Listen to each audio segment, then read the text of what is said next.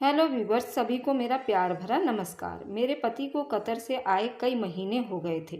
उनके सामान में अभी भी कुछ चीज़ें ऐसी पड़ी थीं जिन्हें मैंने खोलकर नहीं देखा था। फिर उन्होंने खुद ही अपना सामान बाहर निकालकर अलमारी में सेट करना शुरू कर दिया। मैंने कुछ चीज़ें अपनी नंदों को भी दे दी थी जो शादीशुदा थीं। बाकी उनके बच्चे वगैरह के लिए मेरे पास ज़्यादा कुछ नहीं था। एक दिन मैं बैठी यही सोच रही थी कि अनूप को कतर से आए तो सभी के लिए कुछ न कुछ लाए, जबकि मेरे लिए उन्होंने सोने की एक अंगूठी तक नहीं लाई। इस बात का मुझे बहुत दुख था। मेरे दिल को यही गम खाए जा रहा था। फिर न जाने क्या सोचकर मैंने अनूप के सामान की तलाशी लेना शुरू कर दी। मुझे उनकी दवाइयों वाले डब्बे से कुछ पीले रंग की एक पैकेट मिला। उस डिब्बे के ऊपर एक लड़की की फ़ोटो बनी हुई थी। फ़ोटो कुछ ऐसी थी, उससे साफ पता होता था कि उस डिब्बे में जो दवाई है वह मर्दों के लिए नहीं है बल्कि औरतों के लिए है। मुझे कुछ शक हुआ। फिर मैंने सोचा शायद मम्मी जी के लिए लाए हों। मैंने मम्मी जी को ये डब्बा दिखाया तो कहने लगी, बेटी मैं इस बुढ़ापे में ऐसी दवा खाकर क्या करूँगी। ये तो लगता है कि खूबसूरती बढ़ाने की कोई दवाई है, शायद के चेहरे पर लगाने की होती होगी। तुम इसे लगाकर देखो। मम्मी जी की बात सुनकर मैं खुश हो गई कि शायद अनूप मेरे लिए भी कुछ लाए हों और इस दवा के इस्तेमाल से मेरी ज़िंदगी में कोई बदलाव आ जाए। शाम को मैं ये बात भूल गई। अगले दिन मेरे पति को घर से चले जाने के बाद मैंने फिर से वह डिब्बा देखा तो उस डिब्बे में से कुछ दवाइयाँ कम हो गई थीं। मैंने सोचा कि अगर मेरे लिए लाए हैं तो यकीनन मुझे ही इस्तेमाल करने के लिए देते। वैसे ही परेशान हो रही थी, उनसे पूछकर अपना दिल जलाने वाली बात से मैंने उस डब्बे को वहीं पर रख दिया। मगर कहते हैं कि इंसान के दिल में जब कोई परेशानी होती है तो वह किसी ना किसी से ज़रूर कहता है। हमारे घर में भी एक काम वाली आती थी जिसका नाम कविता था। बूढ़ी नहीं थी और ना अनपढ़ थी, बल्कि जवान और पढ़ी लिखी। उससे बात करके अच्छा लगता था। उसने ग्रेजुएशन की होगी, इसी वजह से मैं उससे खूब बातचीत कर लिया करती थी। ये भी मुझसे बहुत अच्छी अच्छी बातें किया करती थी और मुझे अच्छी राय भी दिया करती थी। बड़े बड़े बंगलों में काम करा करती थी। बड़ी बड़ी मैडमों के यहाँ इसका आना जाना था। मुझे भी अच्छी खासी उससे जानकारी मिल जाती थी। उस दिन भी कविता आई तो मैंने अपने आप बीती उसके सामने ले बैठी। कविता, मेरी बात तो सुनो। मेरा पति कतर से मेरे लिए कुछ भी नहीं लाया। तुम ही कहो उसकी क्या वजह हो सकती है। मैंने हमेशा की तरह कविता से राय मांगी। उसने भी अपनी समझ से अपनी राय देते हुए कहा, मुझे लगता है दीदी कि ये दवा साहब किसी दूसरी औरत के लिए लाए हों। अगर ये औरतों के इस्तेमाल की दवा है, आपको नहीं दी थी, मम्मी जी को भी नहीं दी, तो यकीनन किसी दूसरी औरत के लिए लाए होंगे और वह औरत उनकी दूसरी पत्नी भी हो सकती है। कविता के इतने तेज़ तीखे तजुर्बे ने तो मेरा दिमाग घुमा कर रख दिया। कविता, ये तुम क्या कह रही हो? मेरा पति दूसरी शादी क्यों करेगा? देख नहीं रही हो हमारे घर में कितनी समस्याएं कैसी लगी हुई हैं।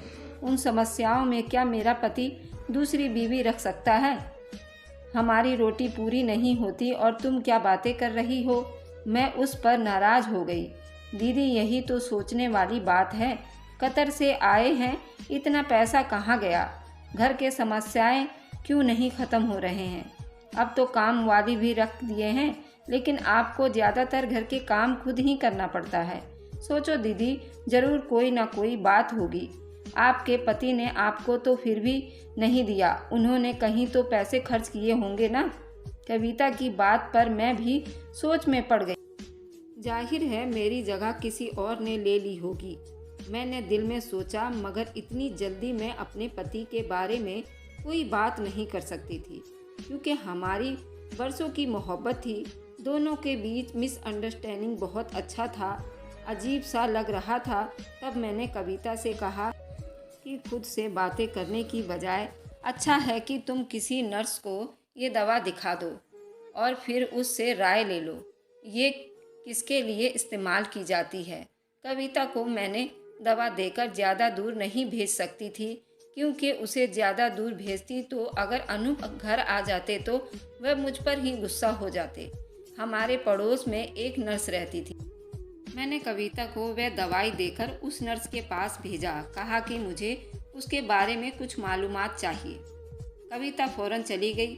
1 घंटे बाद वापस आई तो उसका चेहरा थोड़ा सा बुझा हुआ था। क्या हुआ कविता, सब ठीक तो है ना? मैंने डरते डरते पूछा। हाँ दीदी, ठीक तो है, लेकिन उस नर्स ने जो बताया वह सुनकर मैं परेशान हो गई हूँ। कविता ने बड़ी बेबसी से शक्ल बनाकर कहा। क्या कहा नर्स ने? अब मुझे भी तो बेचैनी हो रही थी। दीदी, उन्होंने कहा कि ये दवा तो बाहर की औरतें इस्तेमाल करती हैं। इस इस्तेमाल करने से चेहरे और मुंह से बहुत खुशबू आती है और वह बड़ी दिल लुभाने वाली खुशबू होती है। उसे कोई औरत इस्तेमाल करे तो वह अपने पति के महबूबा हो जाती है। कविता की बात सुनकर मेरा रहा सहा हौसला भी जाता रहा, मगर उस बात पर सोचना भी फिलहाल बेकार था। हमारे घर की आर्थिक स्थिति ऐसी नहीं थी कि मैं अपने पति से लड़ाई झगड़ा करके उन बातों को अपने सर पर सवार करती, तो मैंने उस बातों को अपने दिल से लगा लिया। मगर शक एक बार इंसान के दिमाग में घुस जाती है तो फिर उसे निकालना मुश्किल होता है। अब मुझे अपने पति पर शक रहता था। मेरा तो चैन सुकून लुट गया था। मैं हर वक्त उन्हें शक की नज़रों से देखती थी। बार बार बातों बातों में पूछने की कोशिश करती थी कि कहीं उनका दूसरी शादी का इरादा तो नहीं है, जिस पर वे अक्सर मुझसे छूट जाया करते थे। एक दिन की बात है, मैंने कविता को दिन में एक और काम बताया। अनूप के ऑफिस चले जाने के बाद मैंने उसकी जिम्मेदारी लगाई कि उसका पीछा करे और वे जहाँ जाते हैं, जिस घर में भी जाएं, मुझे उसकी पूरी जानकारी बताए। कविता को उस दिन मैंने कोई काम ना करने दिया। घर के सारे काम खुद निपटा लिए। शाम के तकरीबन 3 या 4 बजे कविता घर पर आई। आज भी चेहरा उसका थोड़ा सा उतरा हुआ था। जैसे देखते ही मेरे दिमाग में खतरे की घंटी बजने लगी। मेरे पूछने पर कविता ने दिल हिला देने वाली खबर दी। कहने लगी कि मैंने अनूप का सुबह सुबह पीछा किया। उससे पहले मुझे एक बंगले में भी जाना था, मगर हैरत मुझे उस वक्त हुई जब अनूप साहब एक बड़े बंगले में आए हुए थे। उस बंगले के साथ एक होटल भी था। उस होटल में तो मेरी जानकारी के मुताबिक ज़्यादा अय्याश लोग आते हैं। उनकी बातें और महफिलें बड़ी रंगीन होती हैं। उस होटल में हज़ारों रुपए एक रात में खर्च किए जाते हैं। आगे तो आप समझदार होंगी यहाँ किस तरह के लोग आते होंगे। मैं जानती हूँ आपके लिए ये खबर सुनना कोई आसमान टूटने जैसी बात होगी, मगर सच पर जितनी जल्दी यकीन कर लिया जाए उतना ही अच्छा है। कविता की बात ने मुझे तोड़ कर रख दिया। अब मैं उदास और चुप सी रहने लगी। मेरा पति रात गए तक वापस आता, कभी कभी तो उन्हें आते आते सुबह भी हो जाती। मेरा दिल अपनी ज़िंदगी से उजट गया था। लगता था जैसे ज़िंदगी में कुछ भी बाकी नहीं है। शिकवा शिकायत भी ना कर सकती थी कि जब भी कोई बात करती तो अनूप बातों को गोल मटोल करके मेरे मुंह पर ही दे मारते। कहते तुम मुझ पर शक करती हो, मगर पति जितना भी बेवफा हो, औरत के दिल में उसके लिए मोहब्बत कम नहीं होता। एक दिन सुबह के 4 बजे थे। अनूप का इंतजार करते करते मेरी आंखें थक गई थी। तब मेरे फ़ोन की घंटी बजी। मैंने जल्दी से उठकर फ़ोन उठाया तो एक आदमी ने घबराई हुई आवाज़ में मुझसे पूछा, क्या आप अनूप साहब की पत्नी हैं? जी हाँ, मैं ही बोल रही हूँ। मैंने कहा, क्या बात है, सब ठीक है ना? जी, मैं आपको बताना चाहता हूँ कि आपके पति का एक्सीडेंट हो गया है। आप इस जगह फलां अस्पताल में जल्दी से आ जाइएगा, वरना बहुत देर हो जाएगी। घर से कुछ पैसों का भी बंदोबस्त करके आइएगा। दूसरी तरफ से फ़ोन बंद हो चुका था। घर में 5,000 रुपये ही पड़े थे, जो मुझे अनूप ने कल ही रात दिए थे। मैंने जल्दी से अपनी नाइटी चेंज की और अपने आंसू पोंछते हुए माँ जी के पास चली गई। बेटे के बारे में सुनकर परेशान हो गई। हम दोनों भगवान से प्रार्थनाएं करने लगे, भगवान हम पर कृपा करो। इसी वक्त एक रिक्शे वाला हमें अस्पताल की तरफ जाता हुआ मिल गया। हमारे पास पैसे खुले नहीं थे, लेकिन हमारी मजबूरी देखते हुए हमसे उसने एक भी किराया नहीं लिया। हमने उसकी भगवान से प्रार्थनाएं करी और अस्पताल के अंदर चले गए। वहां जाकर क्या देखती हूँ कि मेरे पति के पट्टियों में बंधे हुए हैं। मैंने उनकी ये हालत देखकर रो पड़ी। जो आदमी खड़ा था वह हमें हौसला देने लगा। उनको क्या हुआ है? आपको कहाँ से मिले हैं? मैं उस आदमी से पूछने लगी। उस आदमी ने बताया कि अनूप सड़क पर अंधाधुंध भाग रहा था। उनको एक गाड़ी ने टक्कर मार दी और यूं जख्मी होकर गिर पड़ा। तब वह उन्हें अस्पताल ले आए हैं। वह आदमी हमें अजीब नज़रों से देख रहा था। जाते जाते उसने एक सफ़ेद रंग का थैला मुझे थमा दिया और कहने लगा, उसे रख लो, आपके लिए आपके पति की अमानत है। मैंने उस आदमी से थैला लेकर खोला तो उसमें औरतों के कपड़े थे जो काफ़ी रंगीन और खुशबूदार थे। उस वक्त मेरा दिल अजीब से अंदर में धड़क रहा था, मगर मेरा पति सीरियस कंडीशन में थे। मेरा कुछ कहना भी नहीं बनता था। मैंने वह थैली साइड पर रख दी और अपने पति की अच्छा होने के लिए भगवान से प्रार्थना करने लगी। थोड़ी देर के बाद डॉक्टर ने बताया कि अब उनकी हालत अच्छी है, मगर हम उनसे कोई परेशानी वाली बात ना करें, सिर्फ मिल सकते हैं। मैं जल्दी से उनके पास गई। उनकी हालत बहुत ख़राब थी, मुश्किल से बोल पा रहे थे। मैंने उन्हें तसल्ली दी, यकीन दिलाया कि हम उनके साथ हैं। मगर अनूप बहुत परेशान थे, बार बार इशारे से कुछ समझाने की कोशिश कर रहे थे, फिर दोबारा से बेहोश हो गए। डॉक्टर ने चेक किया और बताया कि उन्हें मामूली सी हार्ट अटैक भी हुआ है और उन्हें किसी भी परेशान करने वाली चीज़ से दूर रखा जाए। डॉक्टर की बात सुनकर मैंने खुद को एक और आजमाइश में पाया, मगर मैं चुप रही। पति की दिन रात एक करके सेवा की। डॉक्टर ने कहा कि अब उन्हें बेड रेस्ट की ज़रूरत है, आप ज़्यादा से ज़्यादा उनका ख्याल रखें। मैंने उस मुश्किल घड़ी में अपने जेवर भी बेच दिए। 25 लाख रुपए अनूप की बीमारी में लगा दिए। लेकिन जब से अनूप अस्पताल से घर आए थे, उन्होंने बिल्कुल चुप्पी बांध ली थी। ऐसा लगता था जैसे कोई गहरे सदमे के लिए बैठे हुए हैं। मैंने उनका गम बांटने की कोशिश करती, मगर वो मुझसे कुछ ना बताते, बस बिस्तर के होकर रह गए थे। ऐसे में एक दिन उनके दोस्त रवि ने फ़ोन करके बताया कि उनकी नौकरी दोबारा लग गई है। हमने भगवान के दरबार में नारियल फोड़ डाली। उस दिन मैंने अनूप के चेहरे पर वह खुशी देखी जो उन 6 महीनों में एक बार भी नहीं देखी थी। अनूप इस तरह चुप हो गए थे, कुछ भी ना बताया। उनकी खुशी देखकर मेरे दिल में फिर से शक होने लगा, कहीं उन्होंने वाकई कतर में दूसरी शादी तो नहीं की हुई। मैं ये सोच सोच कर परेशान होने लगी। तभी तो इतने खुश हो रहे हैं, वरना कतर जाने का सोचकर कोई इतना खुश क्यों हो सकता है। घर वालों की दूरी कैसे अच्छी लगती है। मेरा दिल धड़क रहा था, मगर फिर ख्याल आया कि अगर दूसरी पत्नी होती, वह इस हालत में उनका पता जरूर करती। वह दिन भी आ गया जब मेरे पति हम सबको छोड़कर परदेश जाना पड़ा।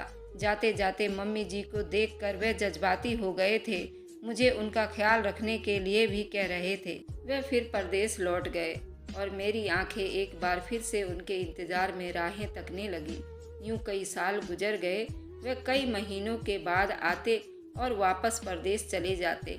मैं उनकी राहें देखती रह जाती। शायद कुछ लोग उम्र भर के होते हैं। मैं भी उनकी ये बेवफाई भूल नहीं थी। वह बातें याद दिलाती थी, अभी तक मेरी यादों में जिंदा थी। मैंने अपने पति से चाहकर भी उस बारे में ज़्यादा बात न करती। मुझे डर सा लगता था कि अगर ये बात सच निकली तो मैं क्या करूँगी। बरसों बाद जब वह अपनी जिम्मेदारियां पूरी करके विदेश से लौटे थे तो मुझसे रहा नहीं गया। एक दिन शाम को बैठे हम चाय पी रहे थे, अपने पुराने दिनों की यादें ताज़ा कर रहे थे कि मैंने उनसे ये बात पूछ ही ली और साथ ही साथ वह किस्से कहानियाँ भी सुना दिए कि कैसे कैसे मैंने कविता के जरिए उनकी जासूसी करवाई और फिर सच पता लगाने के लिए डर से खुद ही चुप होकर बैठ गई। मेरी बात पर वह हंस पड़े और बोले, अफसोस है तुम पर, इतनी सारी उम्र एक बेसुकूनी और बेचैनी की ज़िंदगी गुजार ली जिसका सर से लेकर पांव तक कोई वजूद नहीं था। काश कि तुमने मुझसे एक बार पूछ लिया होता तो उस बात की नौबत भी नहीं आती जिसने तुम्हारे गले में फांसी लगा रखी। उनकी बातें सुनकर मेरे दिल को कुछ हौसला सा हुआ, मगर अब दिल में पहले जैसे जज्बात नहीं रहे थे। फिर अनूप बताने लगे, जब मैं कतर से बेरोजगार होकर अपने वतन आया तो मेरे दिल में एक ही ख्वाब था कि मैं कैसे तुम्हारी वफा पर पूरा उतरूंगा, मम्मी जी के इलाज कैसे पूरा होगा, और फिर तुम जिस तरह ज़िंदगी की प्रार्थनाएं करती थी उसके बाद गरीबी की ज़िंदगी कबूल करना तुम्हारे लिए कितना मुश्किल होगा। यही सोचे जिन्होंने मुझे परेशानी में घेर रखा था। मैं दिन रात उसी फिक्र में गड़ा रहता था, समझ नहीं आती कि क्या करूं। नौकरी चले जाने के बाद मेरे पास अब कोई रास्ता नहीं बचा था। तब एक दिन परेशानी में एक आदमी के पास बैठ गया। वह भी शायद मेरी तरह हालात का मारा था। मैंने उससे पूछा, ये क्या काम करते हो? उसने बताया कि वह एक होटल में वेटर है और उसकी तनख्वाह बहुत थोड़ी सी है। फिर बातों बातों में उसने बताया कि वह जिस होटल में काम करता है वहाँ बड़ी बड़ी पार्टी होती हैं, लोग वहाँ गाने सुनने और अय्याशियाँ करने आते हैं। उसके अलावा वहाँ कसिनो भी चलाया जाता था, जिनकी वजह से वहाँ पैसों की बारिश होती थी, मगर फिर भी वह मामूली तनख्वाह पर गुजारा कर रहा था। वह कह रहा था कि उसका ज़मीर उस नौकरी को गंवारा नहीं करता, उसे उससे तसल्ली नहीं है। कुछ सोचकर मैंने उसे कहा कि तुम मुझे वहाँ ले चलो, शायद मेरा भी कोई काम बन जाए। मैं भी ये सोचकर वहाँ गया था कि मैं वहाँ क्या काम करूँगा। जब मैं होटल के मैनेजर से मिलने गया तो उसके पास एक बूढ़ा आदमी बैठा था। बूढ़ा काफ़ी जमाने का लगता था। उसने मुझे देखते ही वहाँ से उठने का कहा। एक अलग कमरे में जाकर उसने मेरा पूरा बायोडाटा लिया और बोला, क्या तुम गाना गा लेते हो? जी गाना? मैंने उससे हैरत से पूछा। हाँ, तुम्हारी आवाज़ बहुत बारीक और सुरीली है। मुझे लगता है कि तुम एक औरत की आवाज़ में भी गाना गा सकते हो। बूढ़े की बात मुझे हैरानी में डाल दिया था।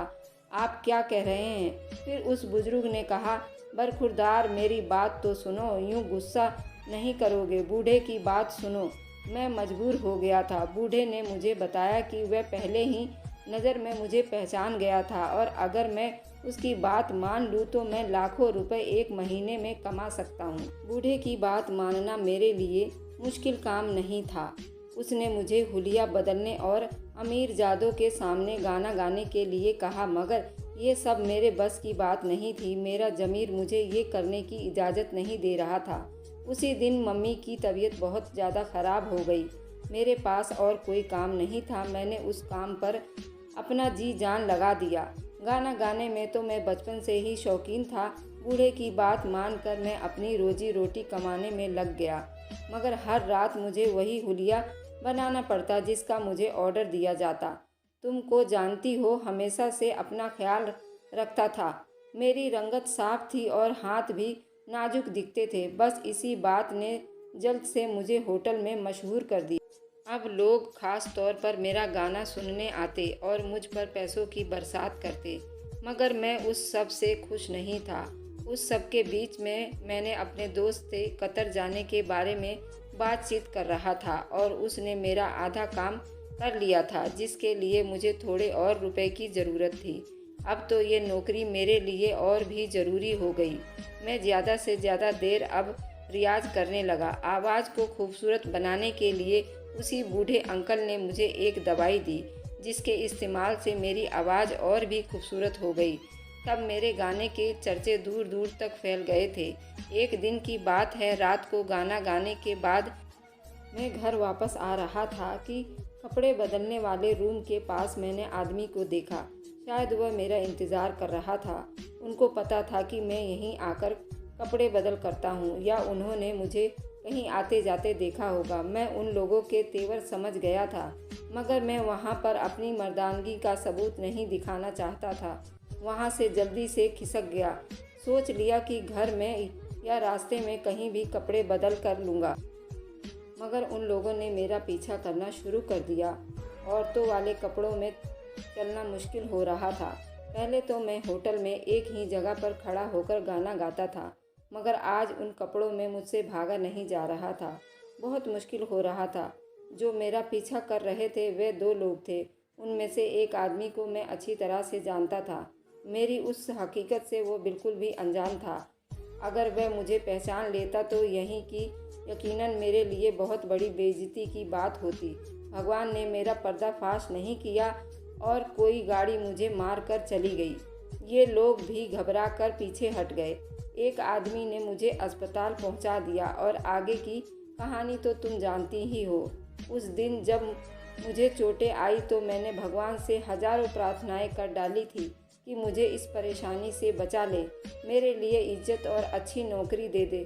फिर क्या, भगवान ने मेरी सब प्रार्थनाएं सुन ली और मुझे इस परेशानी से बचा लिया और मुझे इज्जत की नौकरी भी मिल गई।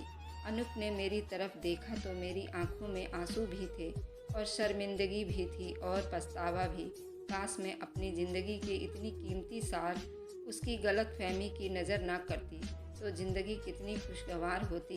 ये थी हमारी इमोशनल लव स्टोरी। तो कैसी लगी दोस्तों, मुझे कमेंट में ज़रूर बताएं। Thanks for watching, like and subscribe. Bye bye.